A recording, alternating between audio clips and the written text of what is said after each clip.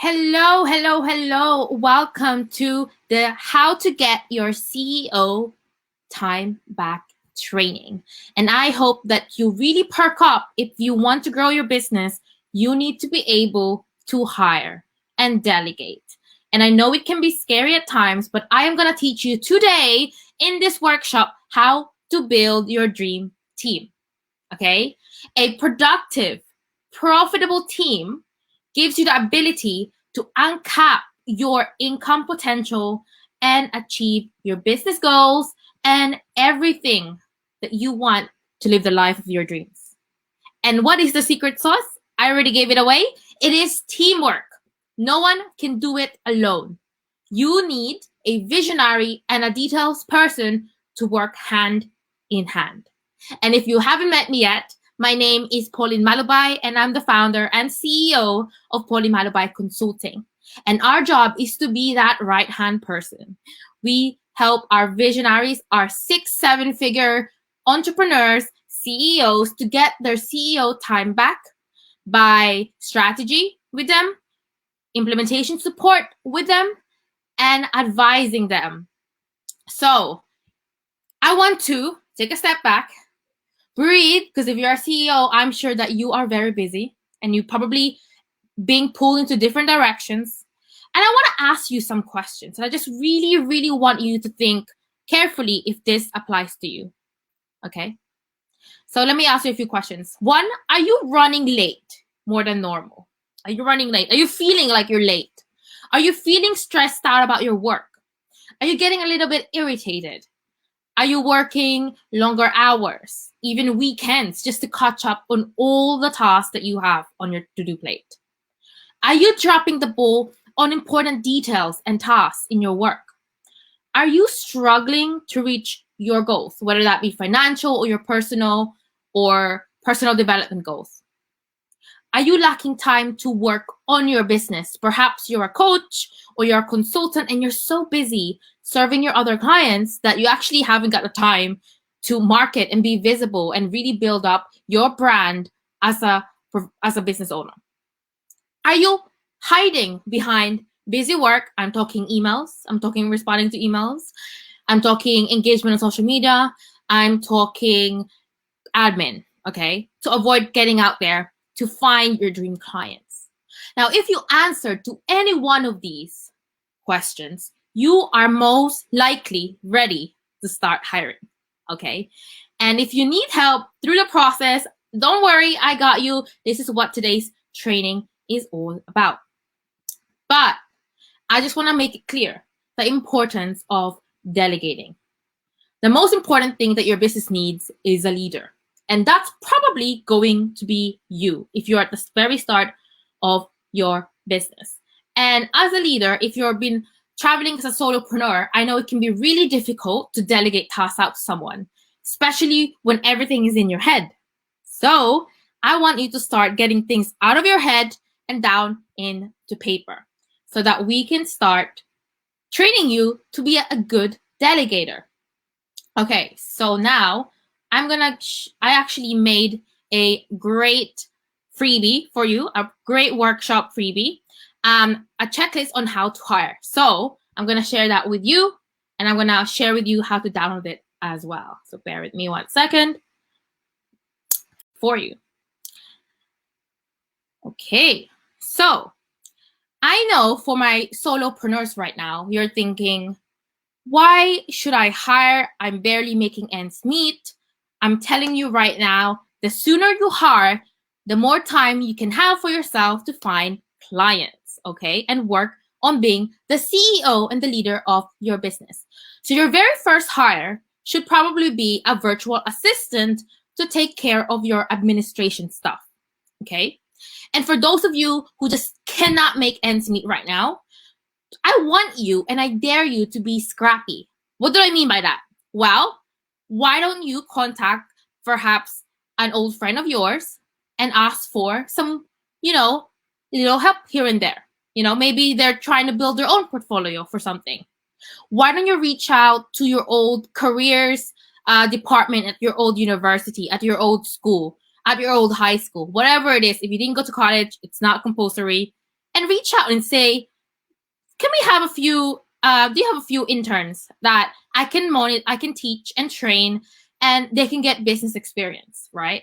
So think about that. Be scrappy. I dare you. And I want you to take a minute or two right now to just grab a piece of paper. Come on. And I want you to start scribbling ideas on how you can make your first hire, whether that be an intern or just someone to help you out a few hours a week or even a few hours a month.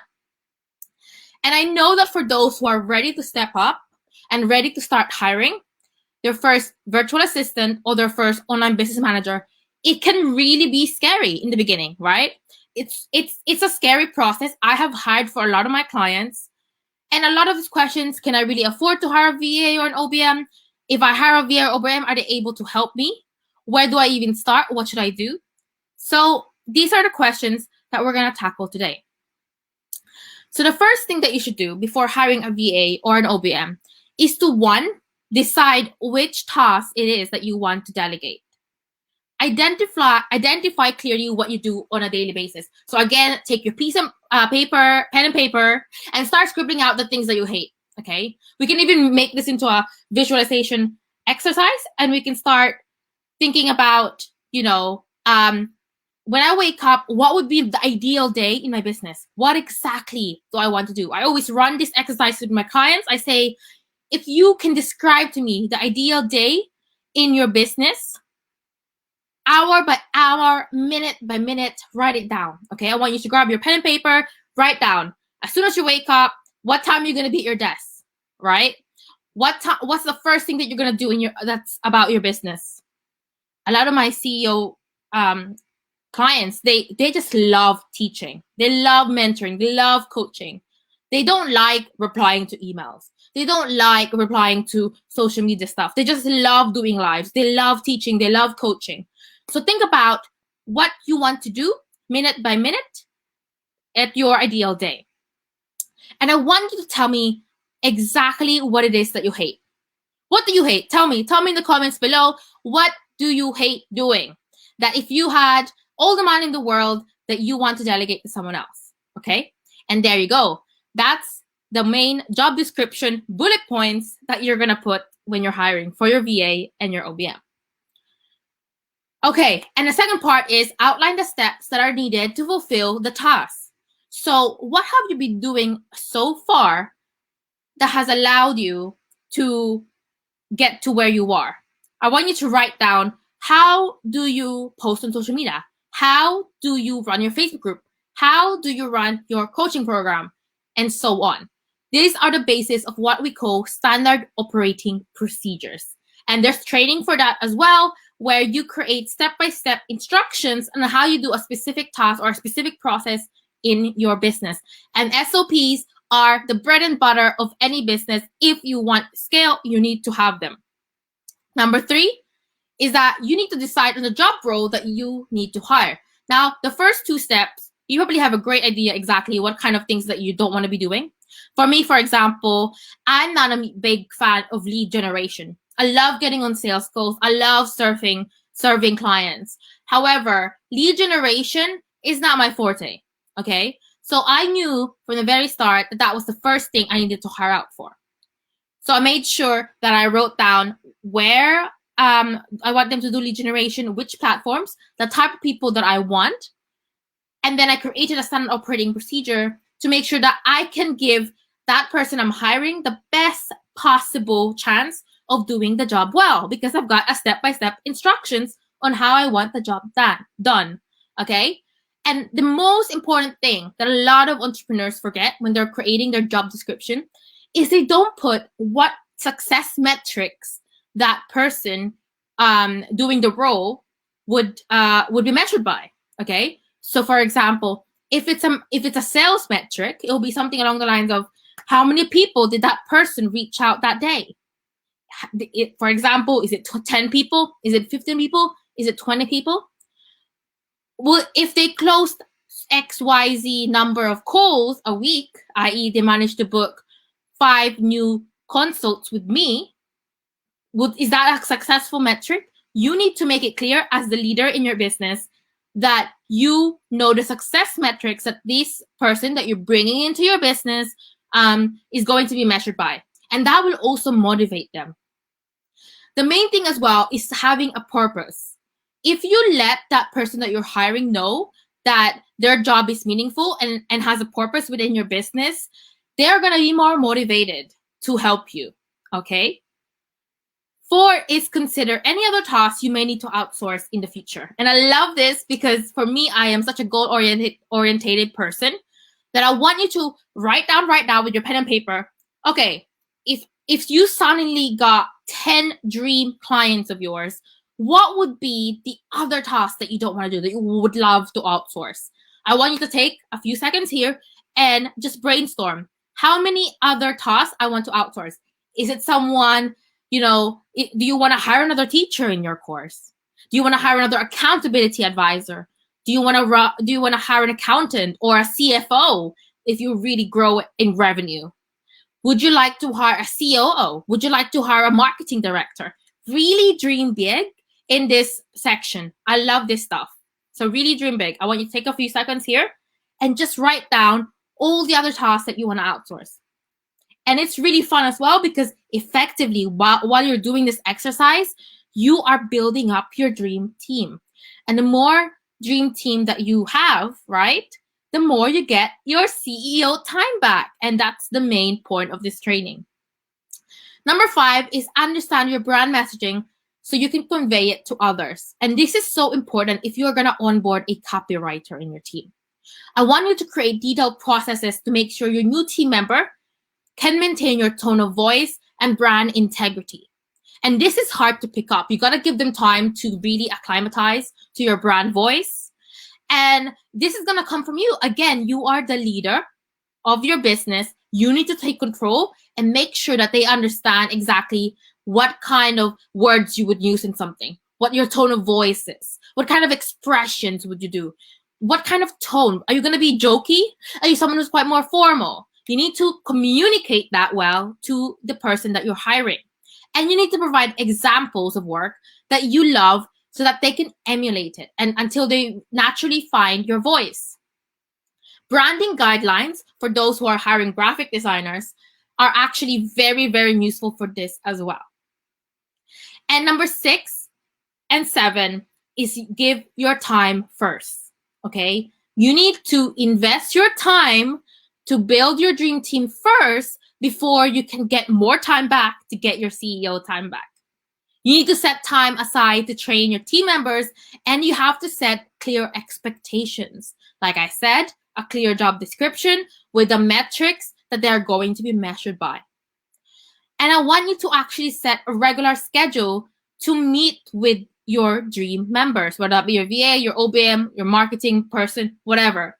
You need to meet at least a weekly, really, and make sure that they are on track. And if they're not on track, figure out why. And it's really best practice to meet at least once a week. And the reason for that is that they will feel like they are part of your business more, meaning that they will have more stake. They will feel like they have more stake in your business, meaning they will feel more committed to your business, okay? Even if you hire contractors, that's fine. You can build a culture, a team culture that is strong enough that can foster that sense of, this is the team. And so they will be more committed in working in your business, even though they're contractors.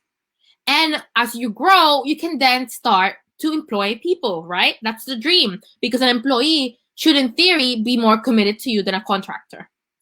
So I hope that you've enjoyed this training. And I know that sometimes people feel like hiring is for someone else. But I urge you that the way that you get your CEO time back, right? The way that you get your CEO time back, the time that you use to strategize or to think of new products and innovation, is when you make sure that the tactical things in your business are being done properly to your standards, okay? And for my perfectionists out there, I know you're out there who are very scared of letting go. I work with a lot of 6-7 figures. And at first, that was one of my questions to them. Are you ready to let go? You need to be able to train the people well that you're hiring, and trust them that you have trained them well so that you can let go. The only way you are going to grow in your business is if you learn to let go of anything that's below your pay grade as a CEO. And that means admin, social media, Canva graphics creation, all that stuff. You don't need to be doing that, okay? You need to be out there being visible, solidifying your brand, making sure that you have raving fans when it comes to your brand. And you should be there collaborating with other people in the same level as you so that you grow together and you support and grow with one another. Okay? And you should be out there inspiring your employees, inspiring your raving fans on a daily basis, showing up for them, showing up for your clients. You do not have time to be worrying about whether the emails are being sent, whether the posts are being scheduled. You need to get your CEO time back, and that's the only way that you are going to grow your revenue, and you will only scale through teamwork and growing a dream team. So I hope you've enjoyed this. I'd love for you to connect with me. As you know, I am on Facebook as Pauline Malubay, so give me a friend request. You can find me on LinkedIn, Pauline Malubay as well. I'm on Facebook. I'm in How She Owns It, my Facebook group, where I train remarkable CEOs, where I travel remarkable CEOs. And you can go check us out. We do loads of trainings every day. And also, I have my How She Owns It podcast, where I interview other successful female CEOs, and we figure out how to move the needle forward in their business. So I hope that you've enjoyed this training, and see you on the next one. Bye for now.